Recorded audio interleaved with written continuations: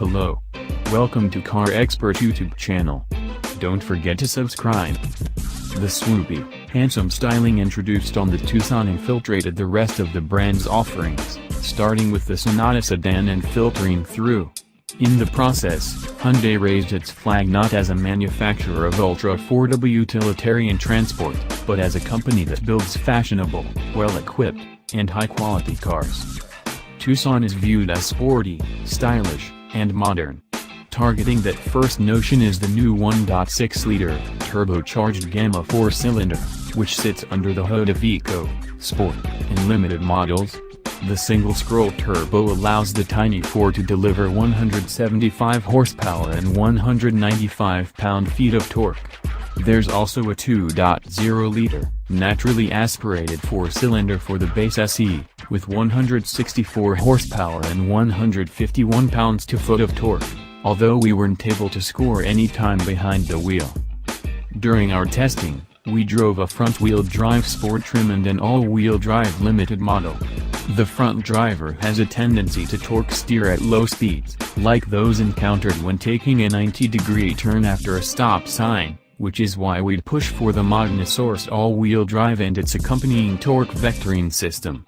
Capable of shunting torque to the wheel with the most grip, the system proved sure-footed on our drive route, even when tackling a lengthy section of very loose gravel and dirt at speed. Through the turns, we were able to feel the system at work, shifting torque as needed. There's also a lock mode that forces a perfect 50-50 split between front and rear. The Tucson impressed on our mixed driving route with the way it managed all manner of bumps and imperfections.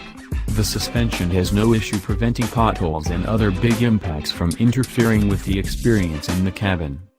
Impact noises are muted and very little of the force gets through to the driver or passengers. The ride is stable over smaller, high-frequency ripples and bumps, too. Simply put, not only is the new Tucson smoother and more poised than its predecessor, but most of the vehicles in this segment today. The handling profile isn't quite as shining, sitting somewhere between the segment-leading CX-5 and a mid-grade performer like the Honda CR-V or Ford Escape. Roll is progressive, and there is more dive-under braking than we'd have liked, although the Tucson feels pinned down over crests and undulating roads. Feedback through the chassis is limited, but the only vehicle in this class that really excels in that regard is the CX-5, so its absence here isn't surprising. Style, the second step of Hyundai's brief for the Tucson, is naturally a more subjective realm. While the matured styling of Fluidic Sculpture 2.0 has led to a more conservative Sonata, we think it translates better to Hyundai's smallest crossover. That's partially because the Tucson has grown in all the right places, to better accommodate the broad, hexagonal grille, expressive headlights, squat greenhouse, and Sonata-esque taillights. The wheelbase is up 1.2 inches, while the overall vehicle is 3 inches longer, 1.1 inches wider, and 0.4 inches lower. That means it's shorter, wider, and lower than the competitors like the CR-V, Escape, and Toyota RAV4, although its wheelbase is longer than everything but the Ford. For Hyundai, that means there's slightly more passenger volume than the competition, 102.2 cubic feet compared to 98.1 in the Ford, 101.9 in the Toyota, 101.5 in the Honda, but it's down rather significantly on cargo volume. Despite its family pretenses, the Tucson's interior isn't a bad place for the driver. The seats, cloth on everything but the limited trim, are tightly bolstered for a crossover, although we doubt even the bigger boned among us will find them uncomfortable. The bottom cushion is soft enough, too.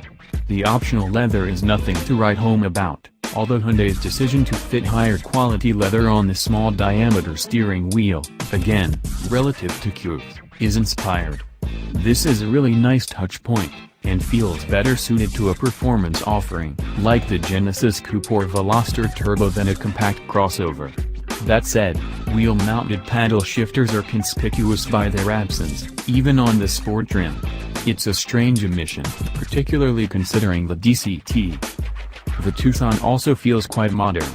Here we use the to mean technology, which this coupe offers in spades. LED headlights, ventilated front seats, heated rear seats, blind spot monitoring with cross-traffic alert, a massive panoramic sunroof, and a choice of either 5 or 8-inch touchscreens can all be had on at least one of the Tucson's 4 trims.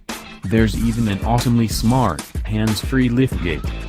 The long-in-the-tooth second-generation Tucson was and also ran in the compact crossover race. Hyundai only sold around 47,000 examples in 2014, to the Escape's 306,000 and the CR-V's 335,000. The third-generation model changes that. It's a standout entry that does all the stuff a crossover should, while presenting a handsome face, an entertaining powertrain, and the kind of tech consumers demand. If Hyundai wants to establish itself as a crossover brand, there are few better ways to do it than with a vehicle like the 2016 Tucson.